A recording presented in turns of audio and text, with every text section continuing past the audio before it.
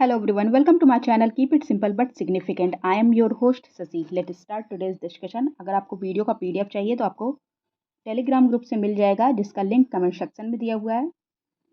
Oxbow lakes are formed when river is.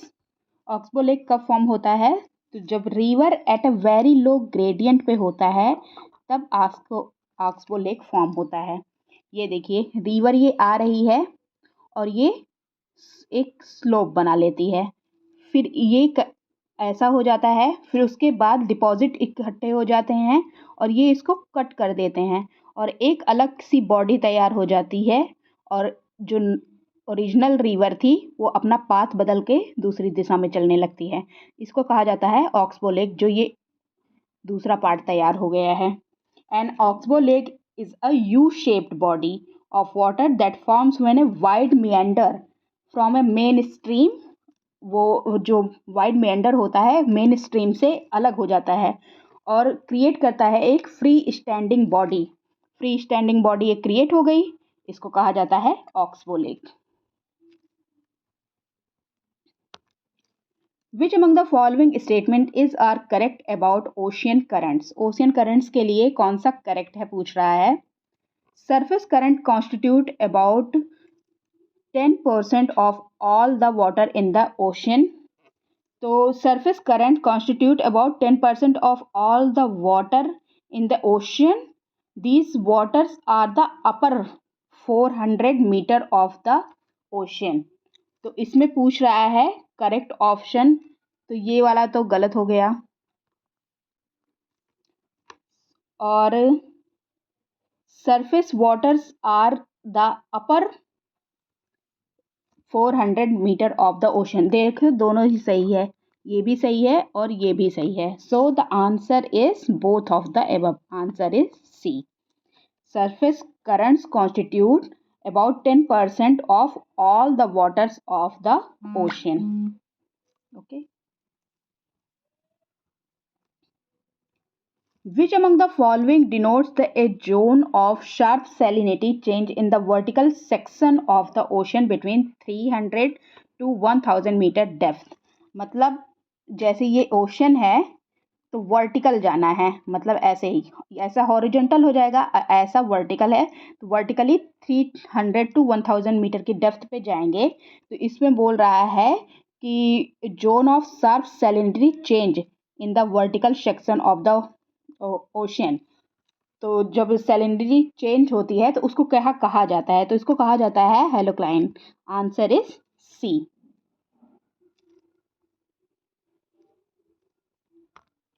Which among the following statement is are correct about the thermocline. Thermocline के लिए कौन सा correct है पूछ रहा है.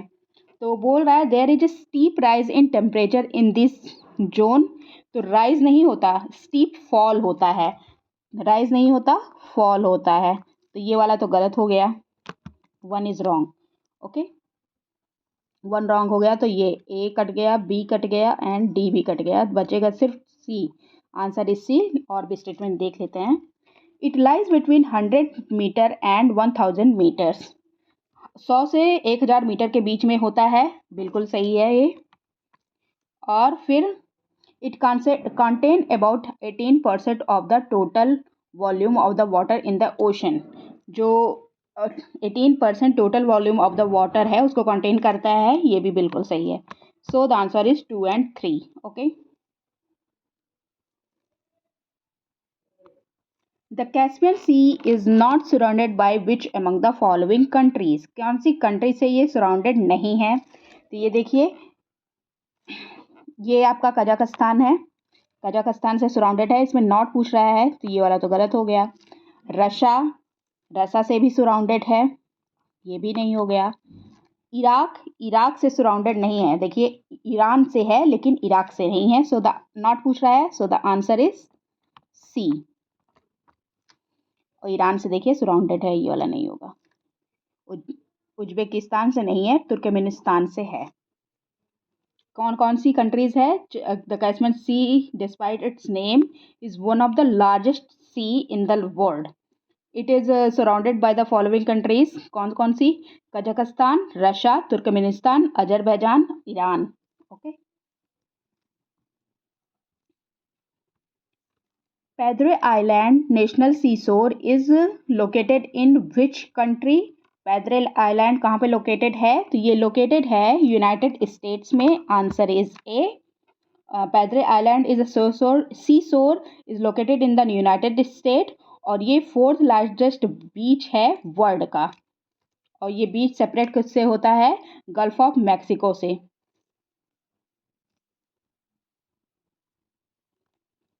Which is the largest coral reef in the world? Largest coral reef है great barrier reef. ये ऑस्ट्रेलिया के पास में है। ये देखिए great barrier reef. Great barrier reef is the largest coral reef system in the world. और इसमें जो कोरल सी है ये उपस्थित कहाँ है? क्वींसलैंड जो ऑस्ट्रेलिया के है का है, वहाँ पे ये उपस्थित है।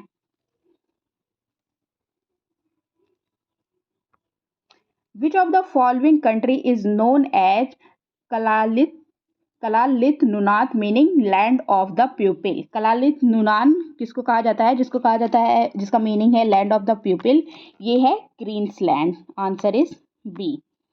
वर्ल्ड का लार्जेस्ट लैंड आइलैंड है क्वींसलैंड, और इसको कलालित नुनात कहा जाता है, जिसका मीनिंग होता है land of the pupil. Which city is on the banks of Seine river? कौन सी सिटी है सीन रिवर के बैंक पे? तो ये है पेरिस। और सीन रिवर की लंबाई कितनी है? 777 किलोमीटर लॉन्ग है ये सीन रिवर। ओके।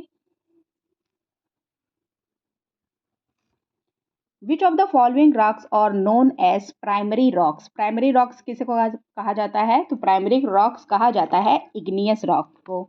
आग्नेय चट्टानें जो होती हैं उनको प्राइमरी रॉक्स कहा जाता है। While calculating the child sex ratio, which of the following age group is taken into account? Child sex ratio जब काउंट किया जाता है तो कौन सा एज ग्रुप लिया जाता है चाइल्ड सेक्स रेशियो में? तो ये लिया जाता है 0 से 6 ईयर। 0 to 6 ईयर ये लिया जाता है।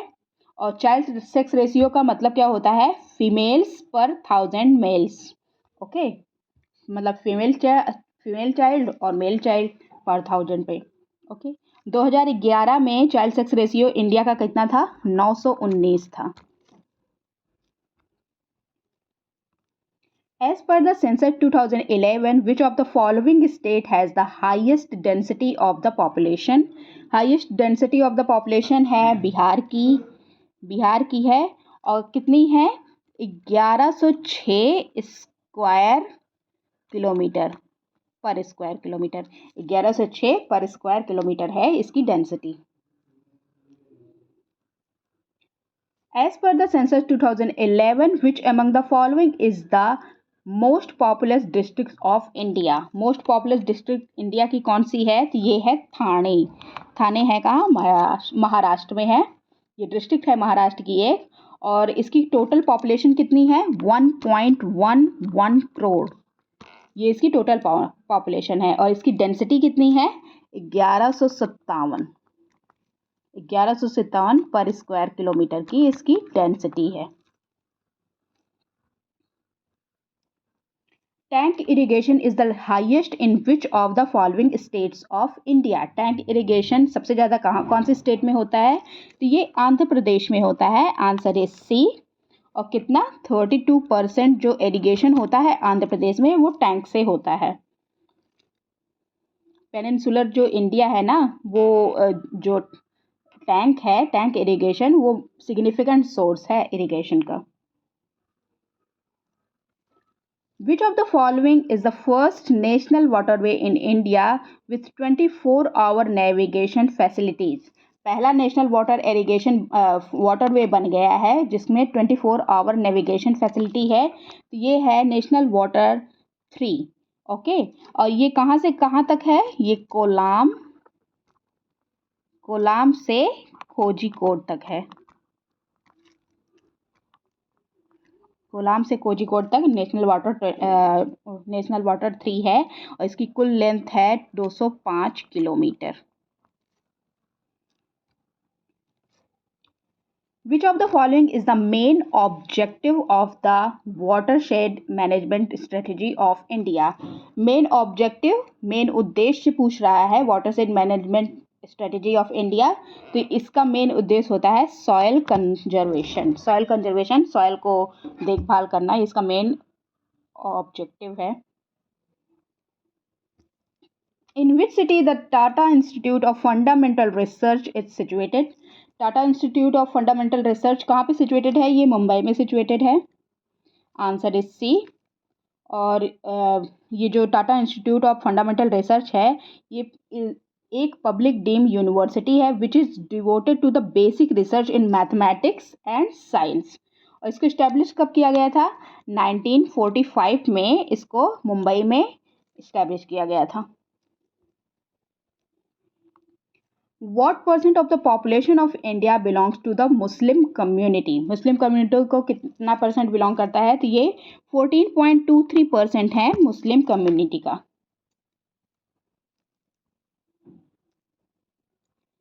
Which among the following are the conditions favorable for the cultivation of tea? T के कल्टीवेशन के लिए कंडीशंस क्या क्या हैं फेवरेबल में? वार्म टेम्परेचर, बिल्कुल वार्म टेम्परेचर यहाँ 21 डिग्री से 29 डिग्री तक सेल्सियस तक होना चाहिए टेम्परेचर, ये है। हाई रेनफॉल, यस 150 से 250 सेंटीमीटर के बीच में यहाँ रेनफॉल होगी तो हो जाएगा। हाई एल्टीट्यूड, देखिए हाई एल्टीट्यूड की कोई ज़रूरत नहीं है तो ये वाला तो नहीं होगा। और स्लोपिंग लैंड की ज़रूरत होती है, बिल्कुल it needs well drained land, slopes are good for tea cultivation. Okay, क्यों? क्योंकि इसमें जो वाटर हार्मफुल वाटर होता है वो वाटर इकट्ठा नहीं होगा तो टी के लिए अच्छा रहेगा। तो ये भी बिल्कुल सही है। कौन कौन सा सही है? थर्ड नहीं है तो आंसर है सी, 1, 2 and 4।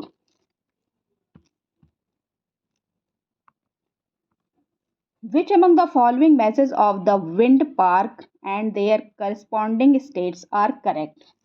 कौन सा सही है विंड पार्क और उनके करस्पॉन्डिंग स्टेट्स? तो वंकुसावादा विंड पार्क महाराष्ट्र में है, बिल्कुल सही है। दमनजोड़ी विंड पावर प्लांट उड़ीसा में है, ये भी बिल्कुल सही है, उड़ीसा में है ये। मुपान दाल विंड फार्म तमिलनाडु में है, ये भी बिल्कुल सही है। बेरचा विंड पार्क मध्य प्रदेश में, ये भी बिल्कुल सही है। सारे के सारे ही सही हैं, so the answer is D. Which of the following place is not an iron ore mining area? कौन सा आयरन ओर माइनिंग एरिया नहीं है? तो ये जवार जो है ये आयरन ओर माइनिंग एरिया नहीं है, answer is C. Which among the following matches of the power plant and their state is not correct? Power plant दिए हैं, उनका स्टेट दिया गया है, कौन सा करेक्ट नहीं है पूछ रहा है। उकाई, ये रिवर तापी पे है, तापी रिवर पे है, ये बिल्कुल सही है, गुजरात में है। और सतपुरा मध्य प्रदेश में है, ये भी बिल्कुल सही है। धबोल महाराष्ट्र में है, ये भी बिल्कुल सही है। ये पत्रातु ये असम में नहीं है, दिस वन इज रॉन्ग। पत्रातु कौन सी रिवर पे है? ये नलकारी रिवर पे है, नलकारी रिवर पे कहाँ पे? झारखंड में, ठीक है, ये पत्रातु। सो कौन सा नॉट करेक्ट पूछ रहा है? So the answer is D, D correct नहीं है। Deltas are common in the east flowing river of the India whereas they are nearly absent on the west coast because west flowing rivers। तो किस लिए absent होते हैं west coast पे? तो answer है have lesser water volume and carry less run of silt। Answer is D। Most of the western flowing river travels a lesser distance than eastern following river. जो west की rivers होती हैं उनका distance कम होता है जो flow करती हैं, और ईस्टर्न में लगभग सबका ज़्यादा ही है। और जब सी में मतलब प्रवेश करने से पहले उनकी जो डिस्टेंस है लैंड एरिया पे वो ज़्यादा है ईस्टर्न में। ओके, और जो वेस्टर्न कोस्ट होते हैं वो हार्ड होते हैं, हार्ड रॉक्स होते हैं और उनमें रिफ्ट वैलियाँ होती हैं और वो लार्ज अमाउंट ऑफ स्लिट और जो मिट्टियाँ हैं, कंकड़ हैं, उनको सबको ज़्यादा ये कलेक्ट नहीं कर पाते। और वहीं पे ईस्टर्न रिवर्स जो होती हैं वहाँ पे है ब्रोकन हिल्स होती हैं, widen and flow with lesser velocity के साथ ये बहती हैं। तो ये कैपेबल होती हैं डिपॉजिंग सेडिमेंट्स एंड सिल्ट, और जिसकी वजह से जब ड्रेनिंग करने लगती हैं तो उनके पास ये डिपॉजिट करने के लिए मिट्टियाँ होती हैं, सिल्ट होती हैं, जिसकी वजह से ये डेल्टा बना लेती हैं। विच among the following about the Karnataka प्लेटू और करेक्ट? कौन सा करेक्ट है कर्नाटका प्लेटू के लिए? तो it is a part of state of Karnataka and Kerala. Karnataka plateau is also known as Mysuru plate. Okay, Mysuru plate के नाम से जाना जाता है। ये वाला बिल्कुल सही है। ये रहा आपका कर्नाटका प्लेट, इसको मैसूरू प्लेट के नाम से जाना जाता है और ये कर्नाटका और केरला का पार्ट है, ये भी बिल्कुल सही है। और the average elevation of the plateau is 600 to 900 metre, बिल्कुल 600 से 900 मीटर की ऊंचाई पे होता है, ये भी बिल्कुल सही है। Mullayanagiri is the highest peak of the region, Mullayanagiri highest peak है, ये भी बिल्कुल सही है। तो कितना है? 1913 मीटर की ऊंचाई है मुलानगिरी की। ओके, तो सारे के सारे ही सही हैं, so the answer is D. Tuirial hydroelectric project is located in which state? Tuirial hydroelectric project है, ये लोकेटेड है मिजोरम में। आंसर इज बी, और इसकी कैपेसिटी है 60 मेगावाट की। Buddha Nullah has been the main source of pollution of which among the following river? Buddha Nullah जो है वो मेन सोर्स है किस रिवर के पोल्यूशन का? तो ये है सतलज रिवर के पोल्यूशन का मेन सोर्स है बुद्धानुला। In which of the following state or union territory of India most tribal follow a matrilineal system where lineage and inheritance are traced through women? कौन सा स्टेट या यूनियन टेरिटरी है जहाँ पे मैट्रिलिनियल system को follow किया जाता है, जहाँ पे जो इनहेरिटेंस है वो वुमेन्स को जाता है, ना कि मेंस को? तो ये स्टेट है आपका मेघालय, और यहाँ की जो जनजाति है गारो खासी जयंतिया, वो इसको फॉलो करती हैं।